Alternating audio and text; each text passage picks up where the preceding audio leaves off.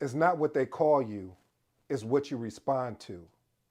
You see, I know that deep down you're thinking to yourself, I can't do this. I know deep down you're thinking to yourself, why me? I know deep down you are really thinking you're not even worthy to be able to step into this position that you're in. Well, in today's episode, we will address that. We will make sure by today's episode, you will have a better understanding where, as they say in the good book, trouble don't last always. Now, if you're new to this episode, I go by the name of ED. For all you smart and intelligent folks out there, listen, I'll keep it simple. It just simply means Ed. I have an 8-point framework, and these 8 points, my goal, my mission, my job today is to unpack today's title, which is entitled The Imposter Syndrome as a Working Project Coordinator. You mind if I share a story with you? I remember the first time I got my taste or my feel or the embracement of the imposter syndrome. You see, it started because I had this ideal of being a project coordinator. And it really didn't really start there, if we're really going to be honest. It started in sports, but when it became to my professional career, someone took a shot on me. Well, let me be honest. Someone really did take a chance on me and invested in me and said, "Hey, I see something in you as a future project manager, if that's the route you want to go. But I have to be honest with you, this is going to be a journey. And I don't want you to get caught up in the destination so much that you lose focus of what you're becoming in the journey." And I looked at this person and I said, well, listen, I appreciate that, but I don't have that type of skill set. I've watched you at meetings because I was an actual stakeholder, and the way you led those meetings or the way that you held people accountable and the way that you talked to people, even to the executives on down, it seemed like you could do this in your sleep. And see, what I failed to realize is that he unpacked that for me in a way. He said, man, if I could just show you my journey. And we started going down this journey. And then that is when I had the aha moment. The moment that right then and there I changed my mind and I changed my life at the same time. And see, what I realize is that if I want something bad enough, if I'm willing to put the work in, if I'm willing to do what others won't do so I can have what others won't have, it's possible. So today, when I unpack these 8, family, I hope you lock in with me. I hope that you pay attention. I hope there's something that you can take away from today so we can crack that code of being an imposter while you're working as a project coordinator. Let's get to work. Point number 1. Don't set expectations, set standards. And I'm going to say that again. Don't set expectations, set standards. What is that? What do you mean by that? See, a lot of times that we can get caught up in the beliefs of expectations. I've shared with you many times over and over again that we can get caught up in the expectation. And when we get caught up in the expectation and when it doesn't come through, we're frustrated. We feel like a failure. It's just not going to work. But when we set a standard, this is our standard. This is what we do. This is something we breathe. This is something we eat. So it's not even an expectation. We know this is going to happen. It may not happen today. It may not happen a year from now. It may not even happen from 2 years from now. But we know if we stay the course, if we stay the journey, it is possible. And if because it's possible, this is my standard. This is how I operate as a project coordinator. This is how I lead these projects when the project manager hands it over to me. This is how I support the project manager. So again, family, I say don't set expectations, set standards. Point number 2. You need to identify your past success to combat that negative talk. I talked about it in my another imposter syndrome video that I did. And what I've realized is that a lot of times what happens is that we forget what we went through. We forget to have that glance at the rear view and look through the windshield. We forget that, hey, you know what? We just didn't we overcome something before in our life? And if we did, how come we don't use that as motivation? How come we don't use that as inspiration? You know why? Because we're looking at what we're dealing with right now. And what we're looking at, what we're dealing right now, we start creating those stories. That's why I said, it's so easy to talk negative. It's so easy to say that you're an imposter. It's so easy to look down on yourself. But do you know what's hard? to really believe you could do this, to really believe that as you're working as a project coordinator, that you can truly have an impact, an influence, and equip people to have the success that they wanted. And you benefit because you get to benefit off of their success. So when you start going down that negative talk and start having those negative conversations, I challenge you, and I know it's going to be hard. I deal with it day in and day out. I am not perfect. I tell you by a long shot. So that's why I can sit here with confidence and really articulate out to you the importance of addressing that negative talk. And it may not work on day one. Hey, I'm gonna be honest with you, it may not work on day 72. But the process is what is important. The process of keep moving forward, the process of keep believing that I just need to get 1% better. I just need to put one foot in front of the other is going to be important. Let's move on to point number three. Point number three, recognize the symptoms. A lot of times we don't understand what are those symptoms. What are symptoms? I have a sore throat or I'm coughing. These are symptoms. How are you, but what is making you sick? What is making you cough? What is making you have a actual sore throat? And we have to be able to have the ability, or watch this family, the competence to see what is triggering us to exhibit some of these particular symptoms. So here's my recommendation. I've done it sometimes I've gotten it right, and sometimes I haven't. And that's me just being transparent with you. Keep a journal when you start feeling these particular feelings and thoughts about your particular work performance. And then be able to, over time, you'll have an opportunity to go back and look over that and see what triggered that. It may be somebody, you were in a meeting and somebody said, man, this project coordinator don't know what they're doing. Why are they here? And they may have been saying that because they're frustrated about you giving them more work, or they're frustrated because they thought that you're actually doing the right thing, but because the project coordinators before you didn't exhibit that, they're taking it out on you. So be careful of what you listen to and recognize those symptoms. Point number four, focus on the present. I love what Jim Rome talks about being where you are. Okay, you don't like that. Being a part of the environment that you're at. Okay, I don't even like that one. How about this one, family? The whole point of it is just sometimes imposter syndrome often leads to worrying about the future and dwelling on future mistakes that haven't even happened yet.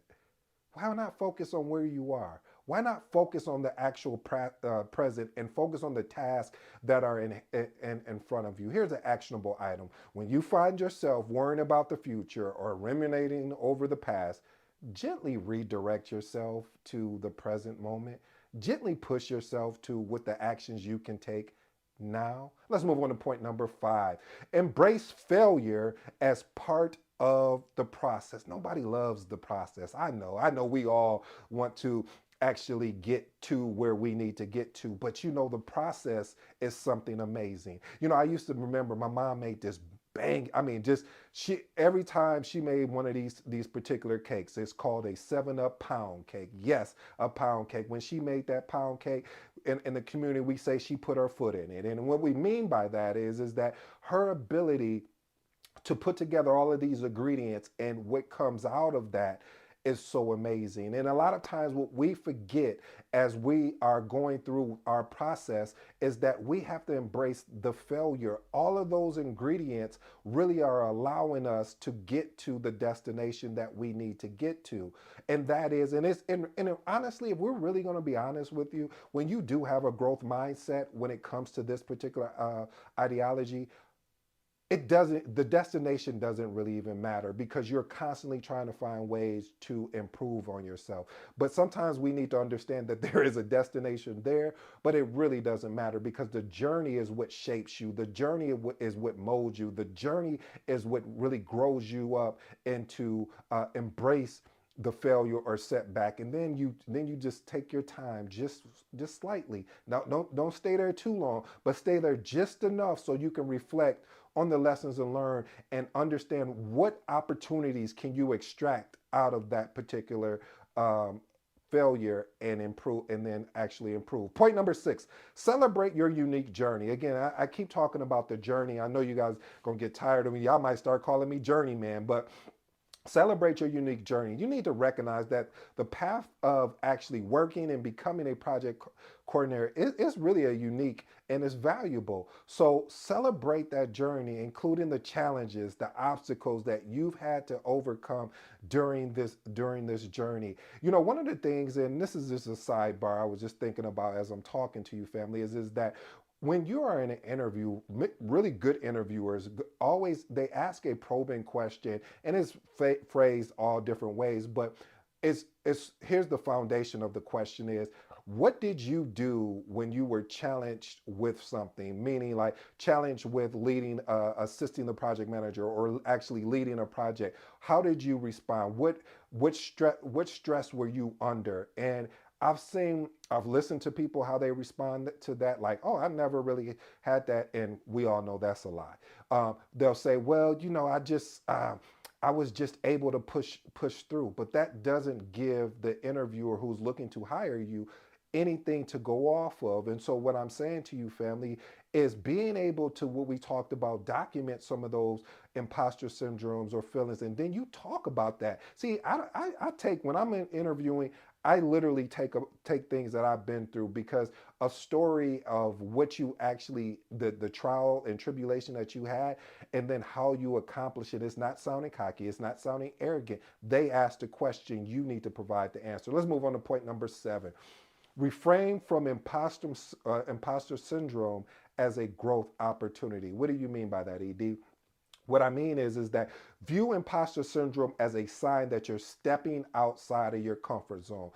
You're going to have to learn, family, when you're a project coordinator, even if you make the transition to project manager, you're going to be uncomfortable. Why are you going to be uncomfortable? You're going to have to learn how to be uncomfortable in a comfortable zone, because there are going to be a lot of times where problems are going to come up and you're going to have to solve them. There's going to be conflicts that are going to occur between stakeholders. How do you get in front of them before it really messes the project up and you can't continue the momentum that you once had? You're going to have budget issues. You're going to have scheduling issues. There's going to be things that come up, but that is the conjunction here. You have a way to resolve these things by ensuring that you are getting the team involved and getting in front of it before it actually happens. Point number 8, embrace humility. Really, family, embrace humility. Practice humility by acknowledging that everyone has their areas of growth and development. I have areas of growth and development. You have areas of growth and development. But recognizing that and seeking help. You know what I always talk about at this channel, and I wish more people would talk about this: the importance of mentors, the importance of having, I call it my advisory council or the council. It's important to have a coach. Why I keep saying that is because they're a chapter or two or even more ahead of you. Why not learn from them? And then why wouldn't you want to pay them so you can ensure that when you, as I heard someone say, how I vote is I vote with my wallet, meaning I'm willing to invest in a good mentor. I'm willing to invest in a good coach that's willing to it's not about the shortcuts, but to help me course correct in the journey. I like that. Let me tell you why. Because on this journey, if you're not going down the right path, any pathway will work. But when you have a coach, when you have a mentor, when you have a trainer, they can course correct you. Like, nah, you don't want to go that way just yet. Let's keep going straight. Just keep putting one foot in front of the other. You got this. You can do this. So the importance, when you are facing challenging or uncertain opportunities, the role of a mentor, coach, trainer, whatever you want to label, or my advisor, they proactively help you seek guidance and support to help you achieve the mission. Here's my bonus, family. Develop a support network. As you know, I talked about my council and my advisory council, mentoring, coaching. I'm going to recommend to you, sign up for a coach, sign up for a mentor. Do your homework, of course, to see how they work. I'm a mentor, I'm a coach, I'm a trainer. If you want to work with me, I'm here as well. But I will warn you, I'm going to expect a lot out of you because I'm going to expect the same out of myself as I'm helping you and assisting you. So if it's something I can help and assist you with, you know where to find me. Here's my closing remark. Here's three. Don't set expectation, set standards. As we discussed, a lot of times you get frustrated because you had certain expectations, but when you set a standard, it really cancels expectations. Standards say, I don't care what they said, this is my standard. Standards say that, yeah, I know that you only want to do it halfway, but I'm going to do the full work. I'm going to keep pushing while you are sitting there frustrated with your expectations. Standards, ladies and gentlemen. Point number two, focus on the present. Listen, be where you are right now, meaning I'm here shooting this video just for you. I am focused on shooting this content for you. Whatever you're doing as a project coordinator, be where you are. Don't have your mind at while you're at work. Don't have your mind on the beach, or don't have your mind at, oh man, I can't wait to get home. I got these clothes, or don't wait till you get, I got all.